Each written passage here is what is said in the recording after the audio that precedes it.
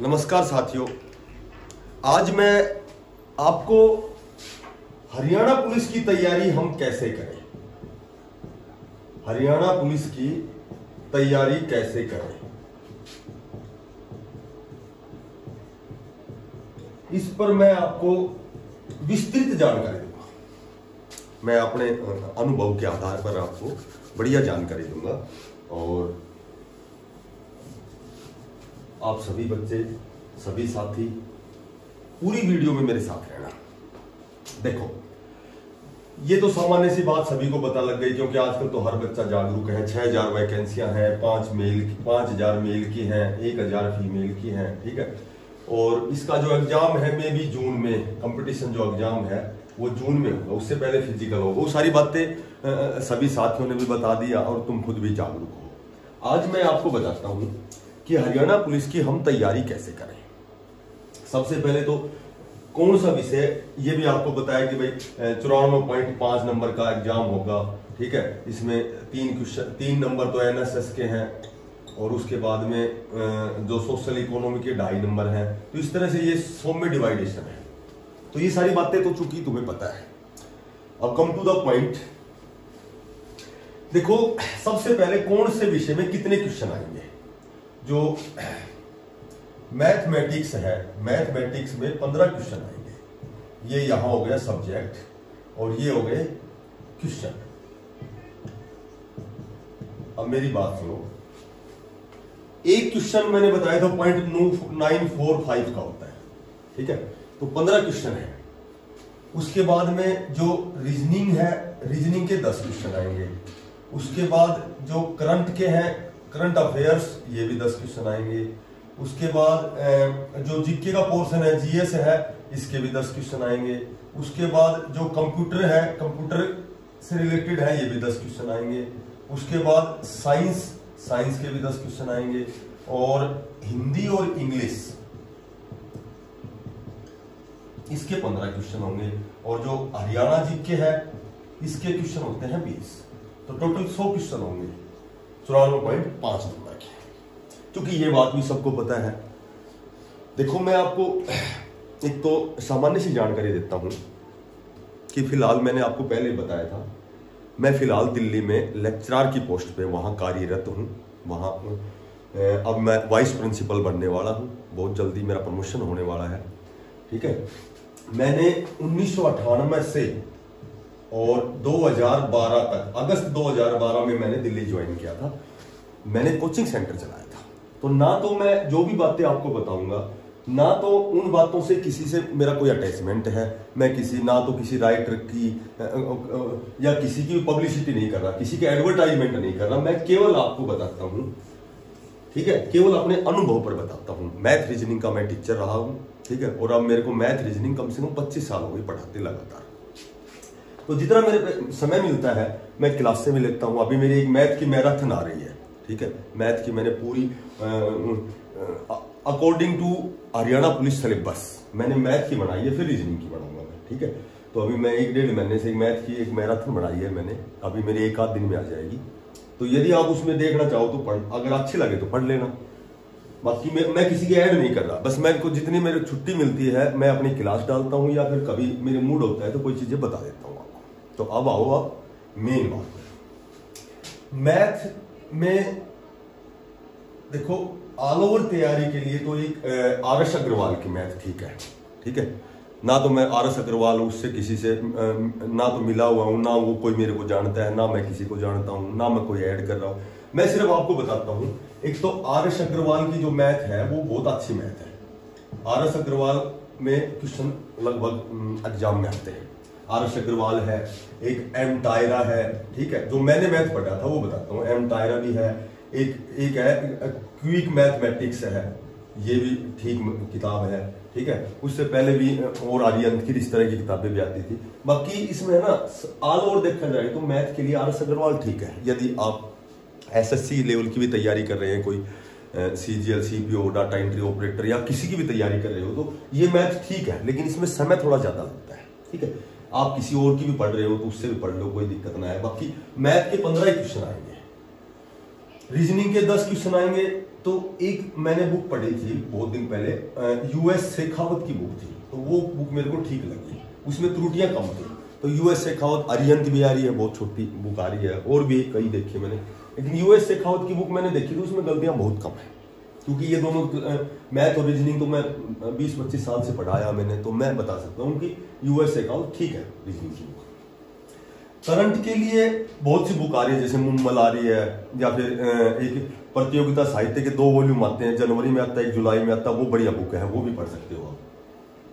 GK के बारे में मैंने आपको बताया था कि जीके यदि तैयार करनी है तो पार्टिकुलर आपको एक बुक लेनी पड़ेगी, और उस बुक को शुरू से आखिर तक पढ़ लो।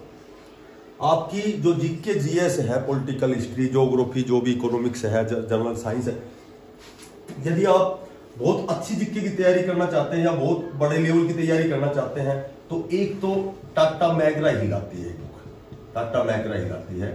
ये जितने भी यूपीएससी के एग्जाम की जो बच्चा तैयारी करता है, जैसे यूपीएससी में 23 डिपार्टमेंट में एग्जाम होते हैं, यूनियन पब्लिक सर्विस कमीशन, संघ लोक सेवा आयोग, एक तो जैसे प्रशासनिक सेवा में आईएएस बनते हैं, इंडियन एडमिनिस्ट्रेटिव सर्विस, उसके बाद में पुलिस सेवा में आईपीएस बनते हैं, राजस्व सेवा में आईआरएस बनते हैं, और एक होता है विदेश सेवा, उसमें आईएफएस बनते हैं। तो टाटा मैकग्रा हिल की जो बड़ी बुक आती है ना, लगभग 1800 कुछ की आती है, अब तो थोड़ी सी एक्सपेंसिव हो गई है। एक छोटी बुक भी आती है, 250 रुपए की लगभग आती है, वो छोटी आती है, उसमें जितने भी जीडी लेवल के, हेड कांस्टेबल लेवल के जो भी एग्जाम होते हैं, और चूंकि उसमें सीजीएल सीपीओ के भी एग्जाम की तैयारी कर रहे हो, तो भी वो बहुत अच्छी बुक आती है। अच्छा, टाटा मैकग्रा हिल ही अनिवार्य नहीं, एक और आती है क्विक, एक आती है यूनिक के नाम से, पर उसकी थोड़ी सी जो शब्दावली है वो क्लिष्ट है, थोड़े से कठिन शब्द है उसमें। एक और आती है स्पेक्ट्रम आती है। तो ये जीके की पार्टिकुलर तो ये बुक अच्छी चलती है।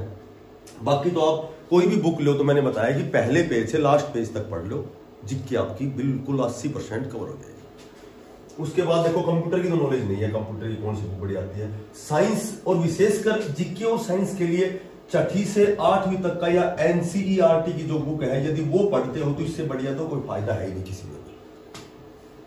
एनसीईआरटी की 6ठी से 8वीं तक आप सारी जो भी हिस्ट्री, पॉलिटिकल, ज्योग्राफी का जो भी वो पढ़ लो, एसएस की बुक पढ़ लो। फिर साइंस के लिए 6ठी से 8वीं से यदि पढ़ते हो तो आपका 99% उसी में ही साइंस कवर हो जाता है। साइंस के लिए कोई बुक लाने की जरूरत नहीं है। बाकी जो ये टाटा मैकग्रा हिल की बुक है, ये 250 रुपए की आती है। इसमें बेसिक पूरा दे रखा है, विविध भी दे रखा है, खेलों से संबंधित, पुरस्कारों से संबंधित, करंट, समसामयिक, सब कुछ उसमें आ जाता है। अगर ये बड़ी बुक लेते हो और बहुत बड़ा लेवल, तुम्हारी महत्वाकांक्षा बड़ी है, बहुत बड़े लेवल तक जाना चाहते हो, तो एक बुक ले आओ बड़ी। इसमें जनरल साइंस भी कवर हो जाती है, करंट भी कवर हो जाती है, सारी जीएस के सारे पोर्शन कवर हो जाते हैं। उसके बाद हिंदी और इंग्लिश के लिए मैं आपको बताता हूं कि हिंदी और इंग्लिश के लिए सबसे बेस्ट है जो इंग्लिश की है, इसमें आजकल वैकेबलरी आती है, ये दोनों 15 क्वेश्चन आएंगे। तो हिंदी के लिए तो एक 9वीं 10वीं चलता है, सरस्वती मानक व्याकरण, सरस्वती के नाम से चलता है, मानक व्याकरण है, ये सबसे बेस्ट है। और मानक उसका नाम इसलिए है कि हिंदी में जैसे क्रिया के 4 वेद होते हैं, कहीं बताएंगे क्रिया के 5 वेद होते हैं। तो इस मानक कोई चीज, मानक का मतलब होता है किसी का परिनिष्ठित रूप होता है, जो वर्तमान में जो चल रहा है, जो साहित्य का परिनिष्ठित रूप होता है वो मानक रूप होता है। तो मानक सरस्वती जो व्याकरण है वो बेस्ट होता है, बहुत अच्छा व्याकरण है। इंग्लिश के लिए एक बहुत अच्छी बुक मैंने पढ़ी है, वो आती है आर.एस. ढिल्लन की बुक आती है। आर.एस. ढिल्लन है, उपकार भी पहले आती थी, हमारे समय में उपकार की थी, अब तो आर.एस. ढिल्लन बहुत अच्छी बुक है, जिसमें वैकेबलरी बहुत अच्छी दे रखी है, उसमें मतलब वाइड दे रखी है बहुत। तो ज्यादा बड़े लेवल की यदि एसएससी की तैयारी करते हो तो वो एक बहुत बढ़िया बुक है, आर.एस. ढिल्लन की बुक है, ठीक है। तो ये आर.एस. ढिल्लन वाली ठीक है। देखो मैंने पहले ही बताया कि मैं केवल वही चीजें बता रहा हूं जो मैंने पढ़ी है ना, क्योंकि मैं इस क्षेत्र में रहा हूं, इसलिए मैंने आपको ये चीजें बताई। बाकी इनसे मेरा कोई कॉन्टेक्ट नहीं है कि मैं क्यों बता रहा हूं। हरियाणा जीके के लिए भी आप देख लो, आप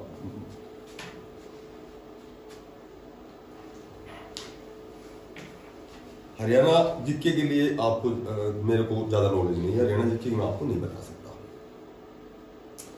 अब मैं आपको सबसे पहले जो बताना चाहता हूं कि हम तैयारी कैसे करेंगे। ये तो कोई चीज मैं वैसे बताइए मैंने अनुभव के आधार पर, बाकी आप जहां पढ़ रहे हो, जिस वैरायटी की पढ़ रहे हो वो आप सही पढ़ रहे हो। अब सुनो कि हम तैयारी कैसे करें। देखो, सबसे पहले तो आप किसी भी कंपटीशन के एग्जाम की यदि तैयारी करते हैं तो आपकी जो रणनीति है वो रणनीति बड़ी व्यापक और विस्तृत होनी चाहिए। हरियाणा पुलिस में जब आप चयनित होना चाहते हैं तो जो आपकी संभावनाएं हैं, चयनित होने की जो संभावनाएं हैं, जितनी उसकी पॉसिबिलिटी है, अगर उसको कंफर्म करना चाहते हो कि वास्तव में तुम्हारा सिलेक्शन कैसे हो, तो मैं आपको 9 पॉइंटों पर चर्चा करूंगा। 9 पॉइंट्स हैं जिन पर मैं आपसे डिस्कस करूंगा, चर्चा करूंगा। जिस भी बच्चे ने, चाहे वो IAS इंडियन एडमिनिस्ट्रेटिव सर्विस का एग्जाम देना हो, चाहे उसको UPSC फाइट, सबसे बड़ी संस्था है UPSC, union public service commission, संघ लोक सेवा आयोग, ठीक है, मैंने बताया था, वो बहुत विस्तृत स्तर पर एग्जाम कंडक्ट करवाती है। तो ये 9 पॉइंट जिसने अपने जीवन में उतार लिए, आप बिलीव कर सकते हो कि वो कोई भी कंपटीशन फाइट कर सकता है, ठीक है। और बताने वाले तो पता नहीं कौन क्या क्या भी बताता है, लेकिन मैं, कोई भी आदमी अपने व्यू, अपने दृष्टिकोण से, अपने एटीट्यूड से ही बताएगा। तो मैं आपको इन 9 पॉइंटों पर बताता हूं। देखो, सबसे जो पहला पॉइंट है, आपको किसी भी एग्जाम की यदि तैयारी करनी है तो जो पाठ्यक्रम है जो पाठ्यक्रम है उसकी नॉलेज होनी चाहिए। भाई, ये विषयवार जो कौन सा सब्जेक्ट कितने अंक आएगा, उसका सिलेबस क्या है, कौन कौन से सिलेबस में से क्वेश्चन पुटअप करेंगे, तो सबसे पहला पाठ्यक्रम की जानकारी यदि आपके पास नहीं है तो ये मान लो कि वो किसी भी एग्जाम को फाइट नहीं कर सकता। सबसे पहला काम है पाठ्यक्रम। मैं आपको 9 पॉइंट बताता हूं। यदि 9 पॉइंट, जिसने इन 9 पॉइंटों पे ध्यान दे लिया, तो मैं वादा करता हूं कि वो कोई भी एग्जाम, दुनिया का कोई भी एग्जाम ऐसा नहीं है जहां उसे असफलता मिलेगी, 100% सफल होगा। दूसरी जो बात है कि वो है टाइम टेबल की। तुम्हें टाइम टेबल, अब टाइम टेबल कभी भी बहुत लंबा नहीं होता। टाइम टेबल का जो प्रोसीजर होता है वो हमेशा वीकली होता है, तो तुम्हें वीकली टाइम टेबल बनाना है। संडे को शाम को तुम्हें मंडे टू सैटरडे, सोमवार से शनिवार 6 दिन का तुम्हें टाइम टेबल बनाना है, या फिर सोमवार से शुक्रवार तक बना लो 5 दिन का, ठीक है। शनिवार का क्यों नहीं बनाना, ये भी मैं आपको बताता हूं कि टाइम टेबल वीकली होना चाहिए। और ये कंफर्म ध्यान रखना है कि जो पोर्शन तुम्हारा वीक है, कमजोर है, उसके लिए टाइम ज्यादा मैनेज करना है, उसको ज्यादा समय देना है, ठीक है। और जो तुम्हें क्या होता है कि कई बच्चे को, किसी का मैथ अच्छा होता है, जिसकी कमजोर होती है, किसी की हिंदी अच्छी होती है, इंग्लिश कमजोर होती है, किसी का GS पोर्शन अच्छा होता है, किसी का मैथ। तो जो पोर्शन तुम, क्योंकि महान कौन होते हैं, महान वो होते हैं जो अपनी कमियों पर काम करते हैं। सफल कौन होते हैं, जो अपनी कमियों को सुधारते हैं। जिन्होंने अपनी कमियों का परिमार्जन कर लिया वो 100% सक्सेस होता है। तो टाइम टेबल तुम्हारा वीकली होना चाहिए। मैं कहता हूं कि तुम्हारा time table Monday to Friday होना चाहिए, 5 दिन का होना चाहिए, बस 5 दिन का टाइम टेबल कंफर्म होना चाहिए, ठीक है। तीसरी जो बात है, तुम्हें सैटरडे एक दिन ऐसा निश्चित करना है, एक दिन ऐसा निश्चित करना है जिस दिन तुम्हें जितने भी परिवेश के एग्जाम है, जितने भी, जैसे पीछे जो एग्जाम हुए हैं, आजकल तो बाजार में बहुत सी बुक बिकती हैं जिसमें 100 मॉडल टेस्ट पेपर हैं, 60 हैं, 70 हैं, इस तरह एक बुक लेके आओ जिसके पीछे आंसर होने चाहिए। तो तुम्हें एक पेपर सोल्व करना है, ठीक है। अब तुम कहोगे कि एक सप्ताह में हम पूरा, उसमें तो पूरा ऑल ओवर सिलेबस आएगा, वाइड सिलेबस आएगा, तो उसमें तो हमारा स्कोर कुछ भी नहीं बनेगा। तुम्हें क्या करना है कि मॉक टेस्ट, जिसको मॉक टेस्ट बोलते हैं, मॉक टेस्ट का मतलब यह है कि जितना पोर्शन तुमने अकॉर्डिंग टाइम टेबल बनाया है, उसके लिए उसमें एग्जाम में देखने हैं कि इतने सिलेबस में से कितने क्वेश्चन आ रहे हैं और वो क्वेश्चन हमारे गलत हैं या सही है, ठीक है। तो ये मॉक टेस्ट हमेशा परिवेश, जो भी ईयर के जो भी एग्जाम हुए हैं, तो और जरूर नहीं कि परिवेश ईयर ही हो, मॉडल टेस्ट पेपर होना चाहिए। किसी ने भी बनाया तो बुद्धिमान व्यक्ति बनाएगा, कोई भी बनाएगा तो, ठीक है, पढ़ा लिखा बनाएगा। तो सैटरडे को एक दिन तुम्हें केवल उस पर ये जैसे पेपर तो हो सकता है 2 घंटे 3 घंटे में सुलट जाए, तो उसके बाद गलतियां देखो कहां हुई है। फिर सैटरडे को एक सेकंड काम ये करना है कि जो भी तुमने टाइम टेबल बनाया है, जो भी तुमने निर्धारित किया है कि हमें ये पढ़ना है, उसका रिवीजन अनिवार्य है। अगर रिवीजन नहीं किया तो फिर कोई फायदा नहीं पढ़ने का, उसका पूरा रिवीजन होना चाहिए। ये है पॉइंट नंबर 3। अब जो पॉइंट नंबर 4 है कि हमें क्या करना है कि जो भी हमने वीकली जो हमने टारगेट सेट किया है, जो भी टारगेट हम सेट करेंगे इस सप्ताह में हमें ये करना है, वो तुम्हें अचीव करना है, कंफर्म उसे गेन करना है, उसे प्राप्त करना है। जो टारगेट तुमने सेट कर दिया वो टारगेट तुम्हें प्राप्त करना है, लगभग 90% तो करना ही है। ये हमेशा याद रखना। 5वीं जो बात है, हमें नियमित रूप से रेगुलरली स्टडी करनी है। यह ध्यान रखना है कि रेगुलर पढ़ना है, यानी कि नियमित रूप से पढ़ना है, नियमित पढ़ना है। और ये कभी भी कोई ऐसा दिन नहीं जाए कि हम उसको गिव अप करें। गिव अप नहीं करना है। मोटी बात यह है कि आज तो मेरे दोस्त का लगन आ गया, उसकी शादी है, फलाना दिखड़ा, वो अपना जो टाइम टेबल, जितना समय तुमने निर्धारित किया है, वो उस हिसाब से टाइम को मैनेज करना है तुम्हें। बाकी चीज करो, कोई दिक्कत ना है, लेकिन वो जो तुमने समय जितना लिया है कि हमें आज इतनी देर पढ़ना है, टाइम टेबल के अकॉर्डिंग दिन में इतने घंटे पढ़ना है, तो ये चीज तुम्हें उसको मैनेज करना है, उसको पढ़ के ही कहीं जाना है। मनोरंजन सेकेंडरी है, प्राइमरी हमें नियमित पढ़ना है। वो क्या करिए, एक दिन के घी खाने से कभी कोई पहलवान नहीं बनता। तो हम किसी चीज को निरंतर और लगातार नियमित रूप से करते रहेंगे तो हम अपने गोल को अचीव करेंगे। ये है हमारा नंबर 5। नंबर 6 सबसे इंपॉर्टेंट है। तुमने जितना भी टाइम टेबल बनाया है वीकली, कितने समय का बनाया है, 4 घंटे का, 6 घंटे का, 8 घंटे का, 15 घंटे का, जो वो लास्ट में है।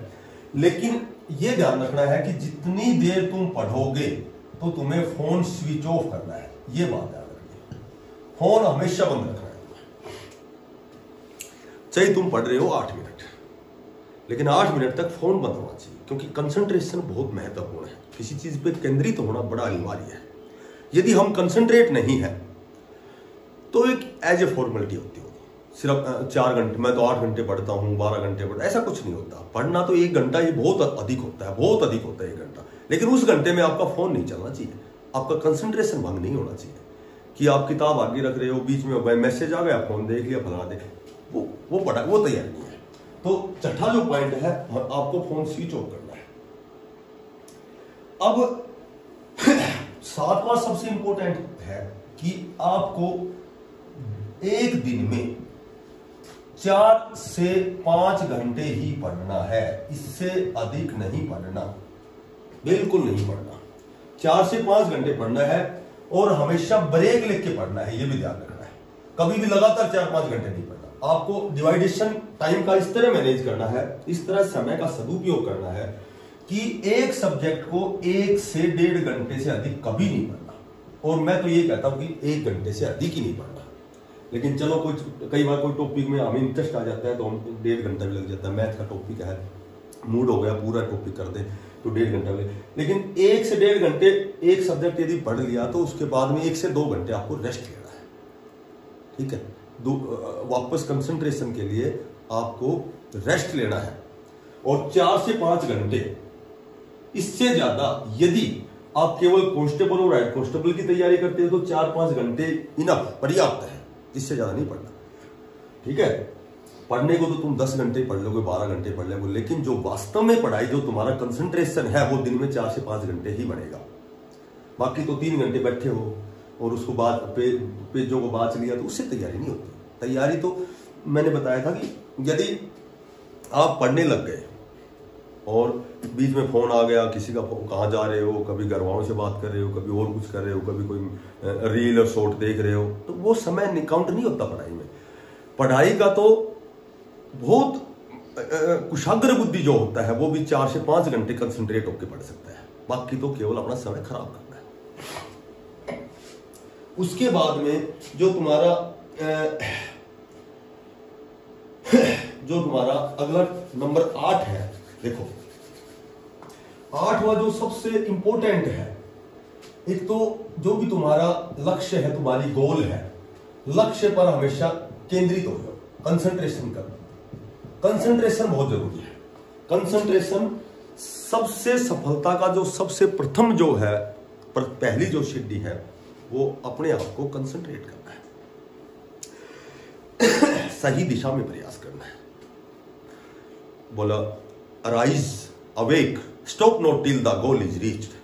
जब तक मत रुको, लगातार चलते रहो जब तक तुम्हें लक्ष्य प्राप्त नहीं हो जाता। और कई बच्चे अमूमन, हम असफलता का हमारे अंदर डर रहता है कि कोई चीज हम शुरू कर दी हमने, ठीक है, तो उसको मध्य में ही छोड़ देते हैं। क्यों छोड़ देते हैं? कि वो असफलता का डर इतना बड़ा हावी हो जाता है, हमारे लक्ष्य से बड़ा हो जाता है। तो हमारा लक्ष्य असफलता के डर से बड़ा होना चाहिए। Obstacles are those frightful thing you see when you take your eyes off your goal. तुम्हारी गोल, तुम्हारा जो लक्ष्य है, तुम्हारी असफलता से बड़ा, डर से बड़ा होना चाहिए। ये नहीं कि ये हो जाएगा, मैं टेस्ट पास नहीं कर सकता, इसमें 16 वैकेंसी, इसमें तो 8 वैकेंसी, तो वो बड़ा करो, लक्ष्य बड़ा करो। यदि लक्ष्य तुम्हारा बड़ा है, वो कहते हैं ना, बोलो सपने वो नहीं होते कि हम सोच कर जो देखते हैं, सपने वे होते हैं जो हमें सोने नहीं देते। तो सबसे बड़ी बात यह है कि हमारा लक्ष्य एक जगह केंद्रित करो। ये नहीं कि तैयारी कर रहे हैं हरियाणा पुलिस की, ठीक है, फिर उसमें एसएससी का भी, उसमें भी घुस गए, फलाने में भी, सिर्फ एक जगह टारगेट फिक्स करो कि हमें किसकी तैयारी करनी है। हालांकि बेरोजगारी है, इतनी ज्यादा बेरोजगारी कि हम सारे एग्जाम भी देते हैं, फॉर्म भी सारे अप्लाई करते हैं, ठीक है, पर जब तुम्हारा लक्ष्य है असफलता के डर से बड़ा हो जाएगा ना, तो तुम IAS भी बन सकते हो, ये कन्फर्म है, ठीक है। और जो 9वां पॉइंट है, वो 9वां पॉइंट है, वो तुम्हारे जीवन के लिए है, तुम्हारे लाइफ के लिए है, ठीक है।